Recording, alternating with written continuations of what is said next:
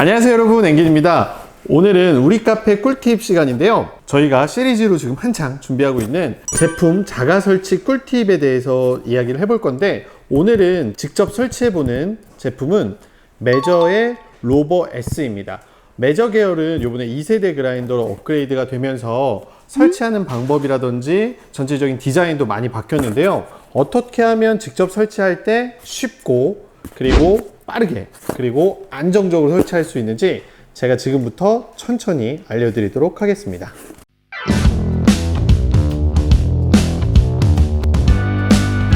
네, 일단 그라인더를 개봉해 볼 건데요. 메저는 검수 과정이 있기 때문에 테이프가 한 번 더 붙여져 있는 이유는 한 번 검수를 했다는 걸로도 이해를 하시면 좋을 것 같아요. 왜냐면 그라인더 상태 점검이 필요하기 때문에 기본적으로 입고될 때 상태 점검을 한다고 하더라고요. 이렇게 이제 하게 되면 구성품이 바로 위에 나오게 되는데요. 꺼내 볼게요. 기본적으로 구성품들이 받침이라든지 고정핀이라든지 이런 부속들이 제일 상부에 들어있기 때문에 바로 즉각적으로 어떤 걸 설치해야 되는지 인지하기가 좀 쉬운 장점이 있는 것 같아요.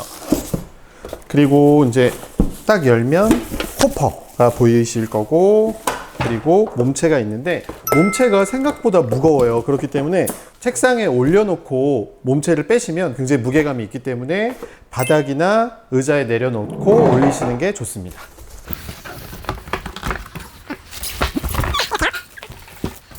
이런 제품들을 처음 받으셨을 때 어떤 작업이 필요하냐, 바로 외관이 혹시라도 스크래치가 없는지 그리고 파손이 없는지를 꼭 확인을 하셔야 됩니다. 택배로 받으시는 것보다는 저는 개인적으로 퀵이나 경동이나 대시나물 같은 화물 영업소로 받아서 최대한 기사님들이 이렇게 배송할 때 던지는 일이 없도록 하시는 게 파손의 위험을 줄이실 수 있습니다. 이런 비싼 그라인더 파손 나면 굉장히 속상하잖아요, 그죠? 블랙 컬러로 이제 됐는데 외관 상태는 생각보다 굉장히 깔끔하고요. 새 거니까요. 전체적으로 상태는 크게 문제는 없는 것 같아요. 이 상태에서 이제 설치를 해볼 건데, 그라인더는 코드만 꼽으면 되는 거 아니에요 라고 생각하신다면 좀 오산입니다. 생각보다 점검하셔야 되는 부분들이 많은데 제가 지금부터 그 부분을 하나씩 설명해 드리도록 할게요. 네, 이렇게 한 상태에서 호퍼와 호퍼 뚜껑, 호퍼도 상태 점검을 좀 잘 해주시는 게 좋아요. 혹시라도 파손된 데가 없는지요. 그리고 전원을 켜보도록 하겠습니다. 메저 같은 경우에는 호퍼가 장착이 돼야 그 전원이 들어오기 때문에 꼭 호퍼를 장착하신 다음에 상태 점검을 시작을 하셔야 됩니다. 뒤에 센서가 있습니다.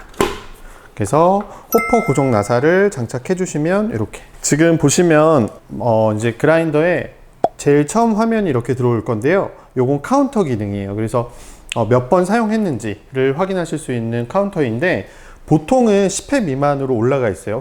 영유해야지 왜 올라가 있지라고 하실 수 있는데, 최종 출고 전에 글라인디에 원두를 넣고 테스트를 하는 과정이 있기 때문에 한 10회 미만으로는 카운터가 올라가 있으실 수 있고, 그 다음에 간혹 가다가 왜 여기에 새 제품인데 원두가 있지? 라고 물어보시는 경우가 있는데, 최종 테스트는 원두를 넣고 테스트를 하는 경우가 있기 때문에 원두가루가 좀 남아 있을 수 있다는 점 꼭 인지를 하시면 좋을 것 같아요.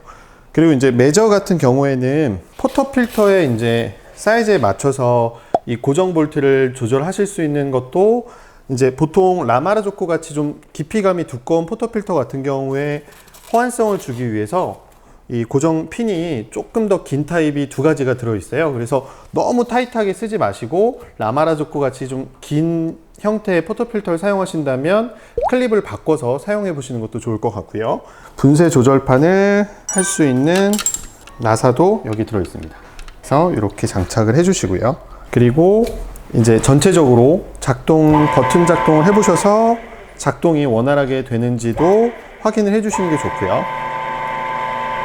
지금 보면 코니컬버는 특유의 소리가 있기 때문에 소음 정도도 좀 확인하실 필요가 있어요. 그래서 혹시라도 이동 중에 파손이 있다면 좀 소음이 크거나 문제가 있는 경우, 그리고 이제 켰을 때 2번 이상 돌게 되면 자동으로 쿨링팬이 돌게끔 되어 있는데, 쿨링팬이 정상적으로 작동하는지도 체크를 해주시면 좋습니다. 그래서 정말 드물게 쿨링팬이 안 도는 경우도 있어요. 이런 경우가 없는지도 확인을 해보시면 좋을 것 같고요. 그리고 이제 전체적으로 외관 상태나 이제 구성품 이런 것들을 확인하셨다면 본격적으로 이제 설치를 할 건데요. 그라인더 설치하실 때 또 제일 중요한 게 타공이에요. 선 같은 경우에 이렇게 노출로 상판에 있는 경우에 노출 콘센트를 사용하시는 경우도 있지만 혹시라도 이제 매립으로 사용을 하신다, 하부에 콘센트를 쓰신다고 하면 그라인더를 받침까지 끼우시고 혹은 넛박스 사이즈를 띄우시고 그라인더 밑에 설치를 해주시는 게 좋고, 타공을 바로 밑에 하셔서 선이 노출되는 일이 없도록 해주시면 훨씬 더 깔끔하게 그라인더를 설치하실 수가 있습니다.